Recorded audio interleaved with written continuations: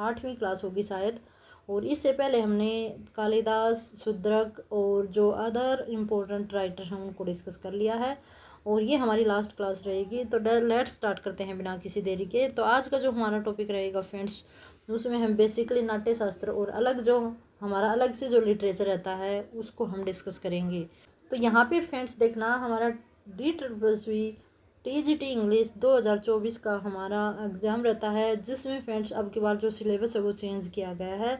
तो उसी में हमारा इंडियन क्लासिकल लिटरेचर है वो लगाया गया है, और यह उसकी लास्ट क्लास है। तो फ्रेंड्स आज बात करेंगे नाट्य शास्त्र बाई भरत मुनि। जो भरत मुनि है उन्होंने नाट्य शास्त्र को लिखा है, और कहा जाता है कि फ्रेंड्स कोई भी मैन्युस्क्रिप्ट नहीं है भरत मुनि द्वारा लिखा गया जो नाट्य शास्त्र है उसकी, और किसी एक बुक से तो आप वैसे भी नहीं कर सकते। तो फ्रेंड्स ये मैंने गूगल से कलेक्ट किए हैं जितने भी हमारे ये पॉइंट्स रहते हैं, और यहाँ जो लेखक हैं, अलग अलग राइटर हैं, उन्होंने अपने हिसाब से, अपने व्यू से जो नाट्य शास्त्र है उसके बारे में लिखा है।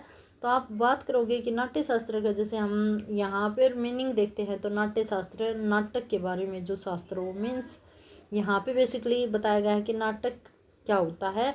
लेकिन आप सोचते होगे कि यहाँ पे ड्रामा, किसी ड्रामा के बारे में बताया गया है। यहाँ पे जो भरत मुनि है उन्होंने क्या बताया कि भाई नाटक होता है वो कैसे लिखा जाता है, कैसे नाटक है, या कि कैसे हम कोई भी हमारा वर्क लिखते हैं, नाटक लिखते हैं, तो उसमें क्या क्या होना बहुत ज़रूरी है। तो फ्रेंड्स यहाँ पे बात कर लेते हैं कि नाट्य शास्त्र है वो भरत मुनि के द्वारा लिखा गया है, जिसका फर्स्ट पॉइंट रहता है कि संस्कृत लैंग्वेज में लिखा गया है।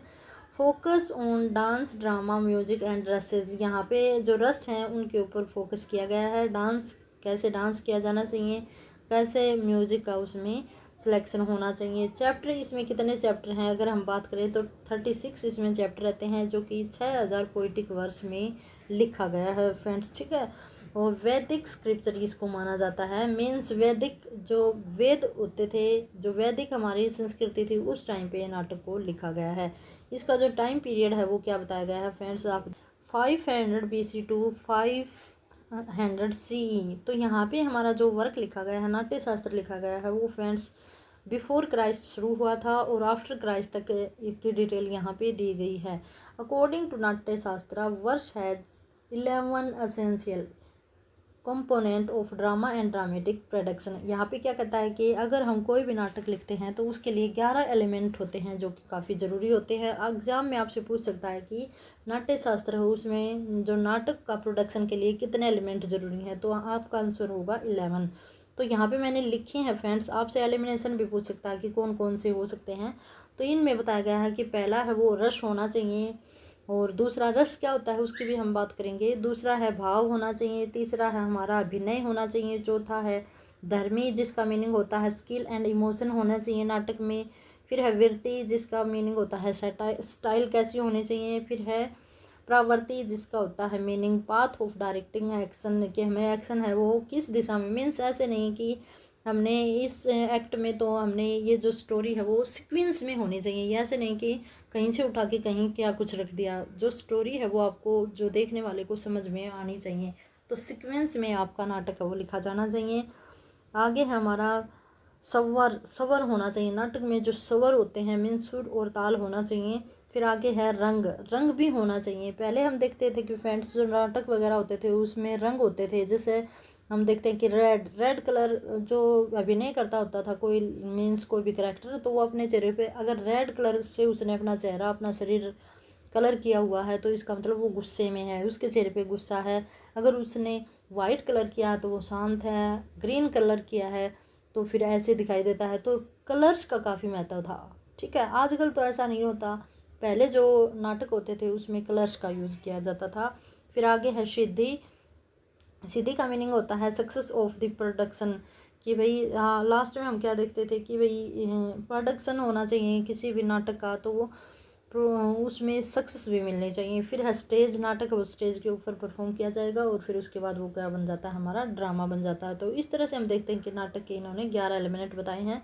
अब बात कर लेते हैं रसेज। अब देखो फ्रेंड्स, रस की अगर हम बात करें तो टोटल हमारे 8 रस माने गए हैं स्टार्टिंग में, अब तो काफ़ी ज़्यादा हो गए हैं, ठीक है फ्रेंड्स। तो 8 रस हैं, अब तो शायद 39 इतने समथिंग है, एक्यूरेट नहीं है, आप कमेंट करके बताइएगा कितने हो गए हैं। तो उनमें अगर हम बात करें तो श्रृंगार रस है, जिसका भाव कैसा होगा, रति। रति होता है प्रेम। जब बंदा खुश होगा, जब वह है अपने मतलब एक माँ है वो अपने बच्चे से प्रेम करती है, तो जब वो बच्चे से को खिलाती है तो उसके अलग ही भाव आता है चेहरे पे, प्रेम, जिसको हम रति बोलते हैं। फिर होता है रोमांस, ठीक है। प्रेमी और प्रेमिका का भी हम देखते हैं कि लवर और बिलोड हैं, उनका भी हम देखते हैं। फिर आता है हास्य। हास्य में हंसना होता है, ह्यूमर होता है, मजाक किया जाता है। फिर आता है करुणा। करुणा होता है दुख, जब दुख शोक लगना किसी चीज़ का, ठीक है। फिर आता है रुद्र। रुद्र मीन्स होता है गुस्सा। भाई गुस्सा में क्या करेगा, क्रोध करेगा, एंगर करेगा। तो ये इसके इमोशन और भाव हैं कि भाई चेहरे पे ऐसे भाव आ जाएंगे। वीरा। वीरा होता है उत्साह होना किसी चीज़ का, तो उत्साह और वेल्लोर। फिर है भयानक रस। भयानक में क्या होगा, भय होगा भयानक रस में, और फियर होगा फ्रेंड्स। फिर है यहाँ पे विवत्सा। तो यहाँ पे जुजुप्सा होगी फ्रेंड्स, मीन्स किसी भी चीज़ को हम ऐसे सोचेंगे कि जानने की कोशिश करेंगे, उसके पता लगाने की कोशिश करेंगे, तो वो बोलते हैं विवित्सा। आगे आता है फ्रेंड्स अद्भुत। अद्भुत होता है विस्मय, मिरेकल, जिसमें जादू किया जाता है, ठीक है। तो ये हमारे 8 रस बताए गए हैं फ्रेंड्स, आप देख सकते हो, और ये इनके भाव और इमोशन हैं। तो ये आपको पता होना चाहिए, एग्जाम में पूछ सकता है।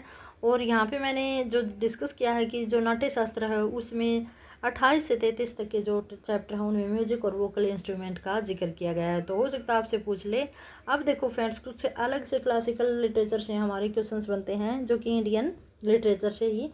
तो यहाँ पे देखेंगे तो अर्थशास्त्र है वो चाणक्य के द्वारा लिखा गया है वर्क है। और अर्थशास्त्र में ये नहीं कि अर्थ के बारे में बात की गई है, फाइनेंस के बारे में बात की गई है, इसमें जो बात की गई है फ्रेंड्स वो की गई है हमारे पॉलिटिकल इश्यूज़ के बारे में। क्योंकि चाणक्य थे वो चंद्रगुप्त के टाइम के यहाँ मंत्री रहे हैं, प्रधानमंत्री रहे हैं, तो उन्होंने जो राजनीति है उसके बारे में लिखा है कि उस टाइम पे कैसे क्या होता था और क्या क्या ऐसा होना चाहिए जिससे कि हम अपने राज्य का, देश का संचालन कर सकें। आगे है पंचतंत्र। पंचतंत्र है विष्णु शर्मा का, जिसमें फेबल्स हैं, पशुओं की, एनिमल्स की, बर्ड्स की फेबल बताई गई हैं। फिर उसके बाद आता है उपनिषद। उपनिषद का मीनिंग होता है sitting near a teacher, teacher के समीप बैठना। वैसे टोटल की अगर हम बात करें तो 108 हैं, मेनली हमारे 13 हैं। वृहत उपनिषद है वो सबसे बड़ा है फ्रेंड्स, ठीक है। आगे है वेदा। वेदा है वो व्यास के द्वारा लिखे गए हैं, जो महाभारत भी हमारे व्यास के द्वारा ही लिखा गया है।